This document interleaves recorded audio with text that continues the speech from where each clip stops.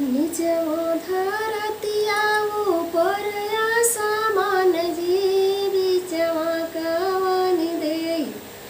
करय स्नान जी बीचवा कवन देई धनी हो कवनी मम्मी धनी तुहरा भाग जी तुहरे सामनवा बेटी करय स्नान जी तुहरे सामनवा बेटी निचवा धरतिया ऊपर आसमान जी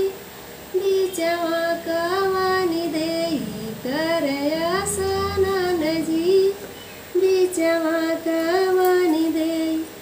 धनी हो कवनी भाभी धनी तुहरी भाग जी तुहरे सामन ननदा करय स्नान जी तुहरे सामन ननदा निचवा धरतिया ऊपर आसमान जी बीचवा कवनी देई करय स्नान जी बीचवा का